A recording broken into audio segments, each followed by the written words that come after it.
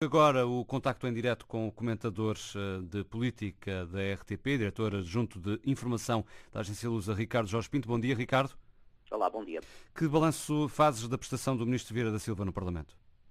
Foi uma prestação longa, ele avisou logo no início que precisava de todo o tempo para explicar aquilo que considera ser uma matéria complexa, mas foi também uma explicação pouco esclarecedora em alguns pontos que são particularmente sensíveis, quer do ponto de vista técnico, quer do ponto de vista político. No final destas explicações, percebemos que, na verdade, politicamente, Vieira da Silva considera-se seguro, e as declarações que ainda agora ouvimos a dizer que tem todas as condições políticas para se manter no governo são o espelho dessa segurança que certamente o facto de pertencer ao núcleo duro de António Costa lhe confere, mas percebemos também o embaraço relativamente a algumas matérias, em particular aquelas que dizem respeito à fiscalização que o Estado, o Governo, deve fazer das instituições às quais dá muito dinheiro. E depois também relativamente às matérias da regularidade e do aspecto normal de financiamento a instituições como esta em valores que são bastante elevados,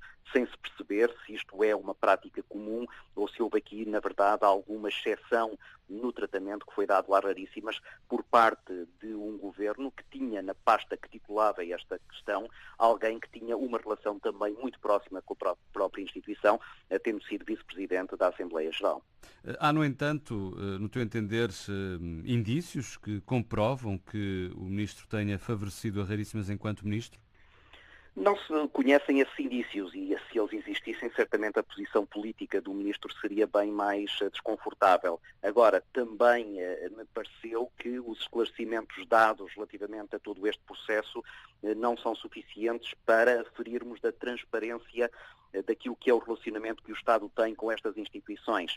Agora, o que salvaguarda o Ministro é que, pelo menos a percepção que eu fiquei desta audição, é de que esta falta de transparência, ou pelo menos um caráter um pouco mais normalizado desta relação, não diz respeito apenas a esta instituição raríssima, mas diz de uma maneira geral respeito a todas as instituições. E isso é aquilo que me parece aqui grave depois desta audição, é que as pessoas que com o seu dinheiro de impostos contribuem para o apoio destas instituições, muitas delas absolutamente meritórias, é um dinheiro que é dado sem muitas vezes se aferir de que tudo foi feito para que ele não fosse mal utilizado. E essa sensação de insegurança relativamente à matéria fiscalizadora que o Estado deve ter sobre estas instituições é aquilo que de alguma maneira pode prejudicar não apenas as raríssimas em particular, mas todas as instituições que vivem do dinheiro das pessoas, que apenas é dado quando elas têm total confiança nessa mesma fiscalização.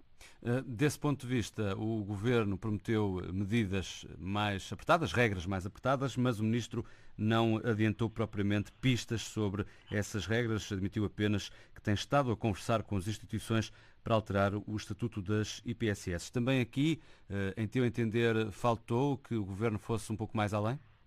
Eventualmente não há tempo suficiente ainda para se estudar de forma cuidada essas medidas. Aquilo que me parece aqui complicado de explicar é porque, chegado a este ponto, e depois de tantos e tantos anos destes apoios serem dados, só agora é que se está a mexer nessas medidas mais protetoras daquilo que é o investimento que o Estado faz nas instituições. Agora, o facto de ainda não haver medidas concretas pode até parecer-me sensato, na medida em que não se consegue de um dia para o outro inventar todas essas medidas e até mesmo testá-las junto das instituições que vão ficar debaixo da sua alçada. Mas, como eu dizia há pouco, mais uma vez, isso é também o reflexo de que até agora havia muito pouco cuidado, ou não havia o cuidado suficiente nessa fiscalização. E depois aplica-se aqui o mesmo que se aplicou relativamente aos fogos durante este verão. Depois de casa arrombada, trancas à porta. Isto é, estamos agora a tentar corrigir situações que previamente deviam ter sido acauteladas, como de resto muito bem o disse o Presidente da República quando analisou esta questão. Relativamente ainda ao caso concreto da Raríssimas, a oposição acusou o Ministro de inação, enfim, não ter desencadeado as medidas que deveria atempadamente. Concordas? Partilhas desta visão?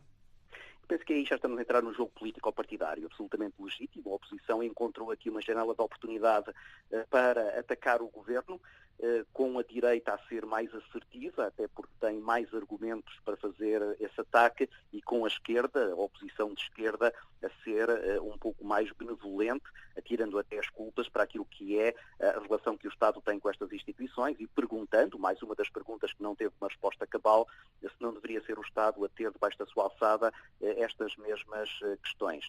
Agora, como eu dizia há pouco, não me parece que tenha havido aqui em particular algum desleixo por parte do Ministério relativamente a esta instituição. O que me parece é que, de uma maneira geral, não haverá uma resposta de eficácia fiscalizadora como seria de esperar, de uma maneira geral, para todas as instituições.